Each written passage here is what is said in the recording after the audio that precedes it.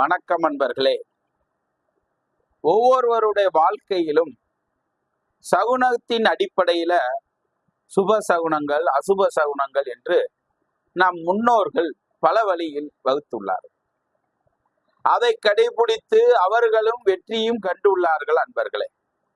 அந்த மாதிரி நம்மளுடைய வாழ்க்கையில், வாழ்வியல் நடைமுறைகளில் எது சுப சகுனங்கள், அசுப சகுனங்கள் என்று தெரிந்து கொண்டு நாம் நடந்து கொண்டு விட்டாலே வாழ்க்கையில் பாதி வெற்றியை எளிதாக அடைந்து கொள்ளலாம் அன்பர்கள்.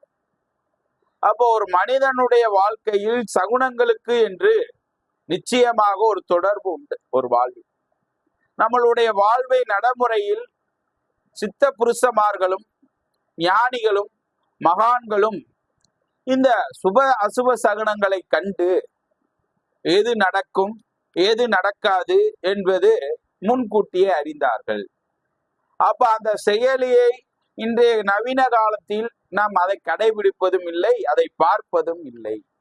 காலங்களும் கலியுகம் என்பதால் இந்த சயின்ஸ் ஆராய்ச்சியான காலகட்டத்தில் நாம் வாழ்வதால் அதை பற்றி நாம் எந்த ஒரு ஐயப்பாடும் தெளிவும் இன்று காலகட்ட இளைஞருக்கும் சரி இளைஞர்களுக்கும் சரி யாருக்குமே அதை பற்றி தெரியாது. அப்படி ஒன்று நம்முடைய முன்னோர்கள் பயன்படுத்தினார்கள், வாழ்க்கையில் அதை பயன்படுத்தி வெற்றி கண்டார்கள் என்பதை நாம் இன்று உள்ள தலைமுறைகளுக்கும் சொல்லி வர வேண்டும் அன்பர்களே. அப்படி சில விஷயங்களை நாம் இந்த ஜோதிட ரீதியாக உங்களிடம் தொடர்பு கொள்ள போகிறோம் அன்பர்களே. அப்ப வாழ்வியல் நடைமுறைகளில் எது சுப சகுனங்கள் என்பதை பற்றி பார்க்க போறோம் அன்பர்களே. நாம் ஒரு வேலை நிமித்தமாக ஒரு கல்யாணத்துக்கு ஒரு பத்திரிகை கொடுக்க நம்ம செல்றோம்.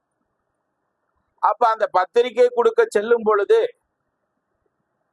இரட்டை பிராமணர்கள் 2 குடத்தில் தண்ணியோடு வரும் பொழுது நீங்கள் அதை பார்த்தீர்கள் என்றால் நிச்சயமாக அது வெற்றி அடைந்து விடுவீர்கள். அது மட்டுமல்ல அன்பர்களே, நீங்கள் போகும் பொழுது ஊதுபத்தி, சந்தனம், விபூதி போன்ற பொருட்கள் உங்கள் முன்னாடி பூவிக்கக்கூடியவர்கள்லாம் பூவை கொண்டுட்டு வருவாங்க. அப்படி வந்தார்கள் தான் அந்த சகுனம் அசுப சகுனம்ல சுப சகுனங்கள். நீங்க போற காரியம் வெற்றி அடைய போகுது. அதே மாதிரி வயது முதிர்ந்து இறந்தவர்கள் அவர்களுடைய பிரேதத்தை நாம் ஒரு சுபகாரியத்துக்கு செல்கிறோம் என்றால் அந்த பிரேதம் வந்தால் அந்த பிரேதத்தை நீங்கள் உங்கள் முன் பார்த்து விட்டீர்கள் என்றால் அந்த காரியம் தடையில்லாமல் நடக்க போகிறது. அதே மாதிரி நீங்கள் சென்று கொண்டு இருக்கும் பொழுது சில பேர் நன்மையான வாழ்த்துக்களை சொன்னா ஒரு பெரியவர் வந்து உங்களுடைய காரியம் நிச்சயமாக நடக்கும், நீங்கள் கவலைப்படாதீர்கள் என்று சுபவாக்காக சொல்ல போனால் அந்த இது நிச்சயமாக தங்கு தடை இல்லாமல் நடக்கும். அதான் நாம் சொல்லும் போதே சொல்லுவோம், நீங்க நல்ல வாக்கு சொல்லுங்கன்னு சொல்றது. அதே மாதிரி சில பறவைகள், சில விலங்கினங்கள் உங்களுக்கு வலதுபுறமாக காக்கை வலதுபுறமாக வருவது, ஆந்தை வலதுபுறமாக வருவது, அதே மாதிரி பாம்புகள் வலதுபுறமாக வருவது, பூனை வலதுபுறமாக வருவது, இதெல்லாம் உங்களுடைய நீங்கள் செய்யக்கூடிய காரியத்திற்கு அந்த காரியம் தங்கு தடையில்லாமல் சுபமாக நடக்க போகிறது என்பது அர்த்தம் அன்பர்களே. இப்படிப்பட்ட செயல் உங்களுடைய வாழ்க்கையில் நீங்கள் போகும் பொழுது பார்க்கிறீர்கள் என்றால் நிச்சயமாக அந்த வாழ்வியல் நடைமுறையில் உங்களுக்கு வெற்றியை காட்டும் அறிகுறியாக அமையக்கூடும் அன்பர்களே. அடுத்தபடியாக அசுப சகுனம். நீங்க ஒரு செயலை செய்யும் பொழுது அந்த செயல் நடக்காது என்பதை முன்கூட்டியே அறியக்கூடிய சகுனங்கள் இதெல்லாம். எதெல்லாம் என்பதை பற்றி பார்க்க போகிறோம். ஒருவர் நம் செயலுக்கு போறோம், சுப வேலைக்காக போறோம் என்றால் ஒருவர் வந்த உடனே உங்களை பார்த்தனே சொல்லுவார், இன்னைக்கு அந்த வேலையை செய்யாத, நாளைக்கு போ நல்லா இருக்கும் அப்படின்ட்டு ஆரம்பமே தடுப்பார். அது மட்டுமல்ல, நான் போகும்போதே அங்க ஒரு கலகம் ஏற்படும், அண்ணன் தம்பி அடிச்சு மல்லு கட்டி உருண்டுக்கு இருப்பாய், அந்த பார்க்கக்கூடிய செயல் நம்மளை தடுக்கும். அதே மாதிரி போய்க்கு இருப்போம், போகும்போதே விபத்தாகி அடிபட்டு பாதி ரத்தத்தோட கறப்பாங்க, அது அசுப சகுனம்.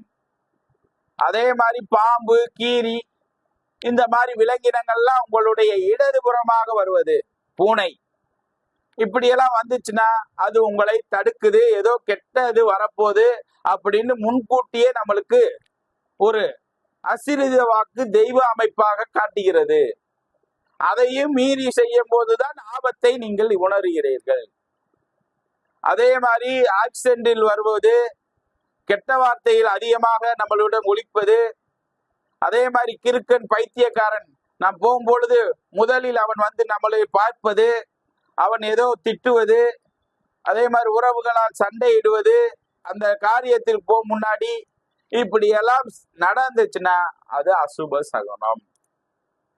இந்த அசுப வெறும் குடத்தை கொண்டு வருவது, இப்படியெல்லாம் கொண்டு வந்தார்கள் என்றால் அது அசுப சகுனம்.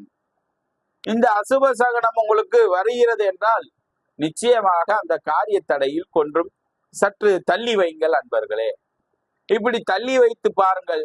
அடுத்து உங்களுக்கு யோகம் என்பது நிச்சயமாக வரக்கூடியதை, ஆபத்தை முன்கூட்டியே அறிந்து அதை தடுக்கக்கூடிய ஒரு செயல் உங்களுக்கு கிடைக்கும்.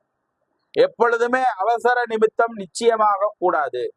அவசரமா போகும்போதே ஒரு வீட்டுல ஒரு கிளாஸோ ஒரு கண்ணாடியோ உடையும், உடைஞ்சாலே அங்க என்னது, அசுப சகுனம்.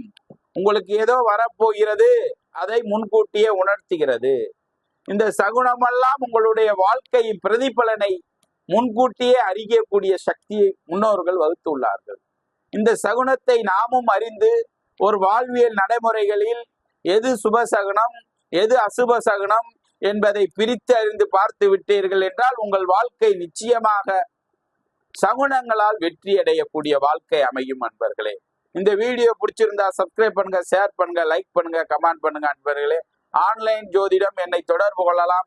உங்கள் வாழ்க்கையில் எது நடக்கும், நடக்கப் போகிறது என்பதை நீங்கள் எளிதாக தெரிந்து பரிகார நிவர்த்தி முழுமையாக செய்து தரப்படும் அன்பர்களே. நன்றி, வணக்கம்.